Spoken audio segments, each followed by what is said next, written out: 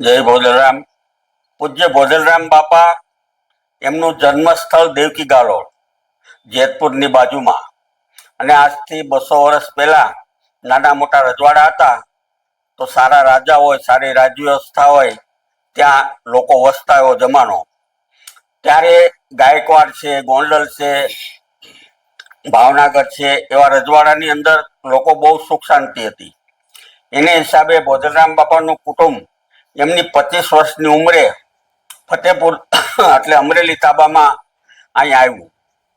અને ફરતા ફરતા એમને અહીંયા નદી કાંઠે આ સ્થળ સારું લાગ્યું, અમરેલીથી 3 કિલોમીટર દૂર.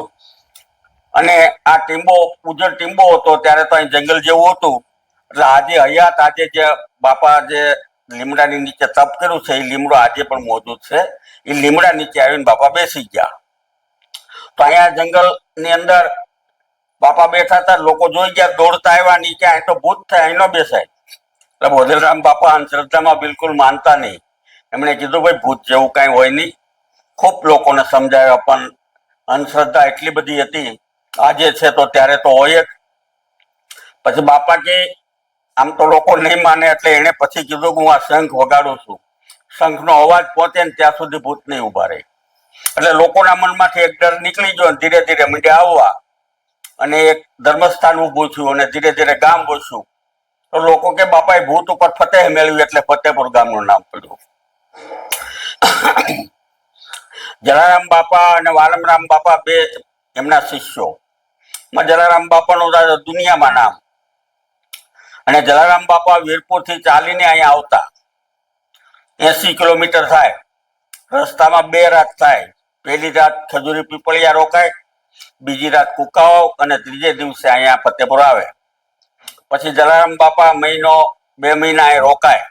આખો દિવસ કામકાજ કરે, રાતે સત્સંગ કરે.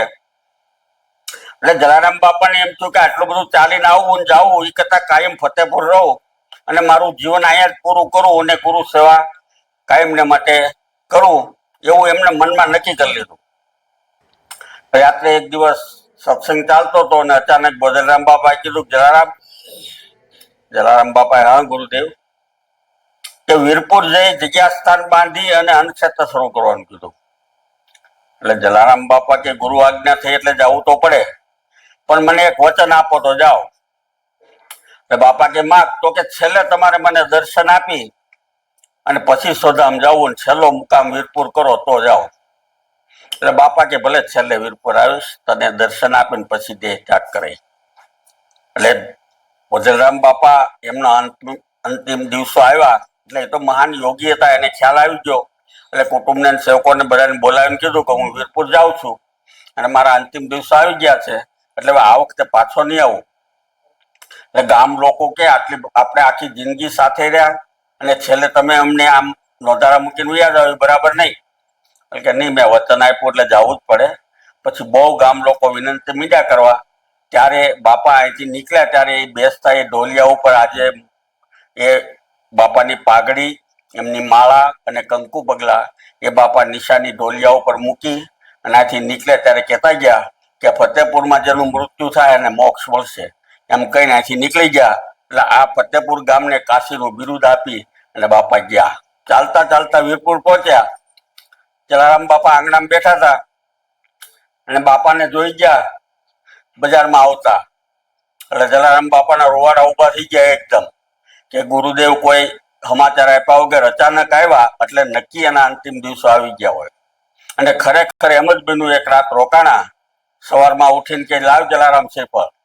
જલારામ બાપાએ શ્રીફળ આપ્યું, ત્યાં આંગણામાં પરોઠી વાળીને બેસી ગયા અને ઓમનો નાદ કરીને દેહ ત્યાગ કરી દીધો.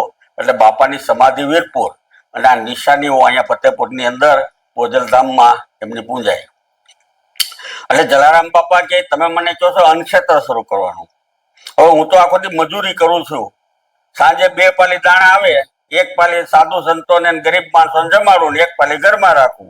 મારી પાસે કઈ કોઠાર નથી ભર્યા, અને અન્નક્ષેત્ર શરૂ કરવું એ કોઈ રેઢી વાત નથી.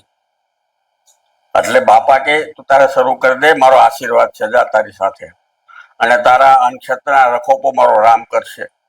અને એને ગુરુ ઉપર એટલી શ્રદ્ધા, એને શરૂ કરી દીધું. આજે 205 વર્ષ થયા.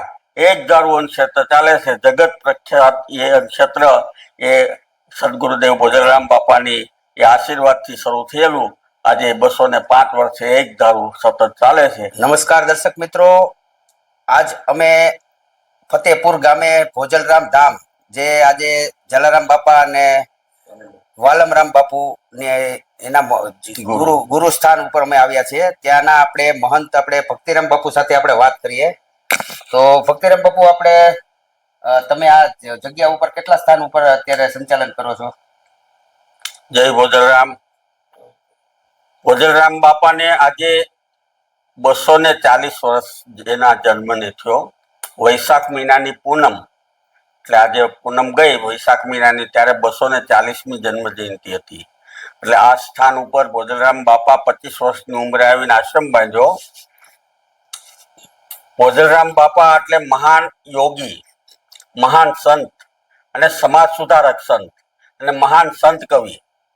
આવા એક મહાન અને જગત પ્રસિદ્ધ સંત જલારામ બાપા અને વાલમરામ બાપા જેવા એમના 2 શિષ્યો આપ્યા આ જગતને. અને ભોજરામ બાપા એટલે મહાન સમાજ સુધારક. આજથી 200 વર્ષ પહેલા જે અંધશ્રદ્ધા, કુરિવાજ, દમ, પાખંડ જે ચાલતું હતું સમાજની અંદર, એમાંથી લોકોને બહાર કાઢી અને ધર્મને રસ્તે વાળવા માટે એમણે કડક ભાષામાં જે ભજનો બનાવ્યા છે એને ચાબખા કહે. એટલે ગુજરાતી સાહિત્યમાં ચાબખા નામના પદો આપનાર પ્રથમ સંત કવિ. એટલે આવા મહાન સંતની આ જગ્યા છે. આજે આ 225 વર્ષથી અહીંયા સેવા કાર્યો થઈ રહ્યા છે. અને આજે મંદિરનું નિર્માણ બહુ લગભગ 17 થી 18 કરોડના ખર્ચે મંદિર તૈયાર થયું છે. આ મંદિરની પ્રાણ પ્રતિષ્ઠા ફેબ્રુઆરી મહિનાની 4મી, 5મી અને 6મી તારીખ 3 દિવસ બહુ ભવ્યથી ભવ્ય ગુજરાત લેવલે અને બહારના દેશ વિદેશના પણ અમારા ભક્તો પધારશે અને બહુ મોટો ઉત્સવ, લાખો માણસો 3 દિવસ લાભ લેશે. એટલે આ ઉત્સવમાં પણ આવજો. અને આ દિવાળીનો માહોલ છે, દિવાળી નજીક આવી છે. 2082ની આ પ્રથમ દિવાળીની સર્વે અમારા ભક્તો અને ભોજરામ બાપાને માનનાર સર્વે વર્ગને આ જગ્યા તરફથી અને મહંત તરીકે મારા તરફથી પણ સૌને શુભેચ્છા આપું છું. ભોજરામ બાપા એમના દરેક કાર્યોની અંદર સહાયતા કરે અને એમના દરેક કામમાં એમને આશીર્વાદ મળતા રહે એવી શુભકામના સાથે જય ભોજરામ.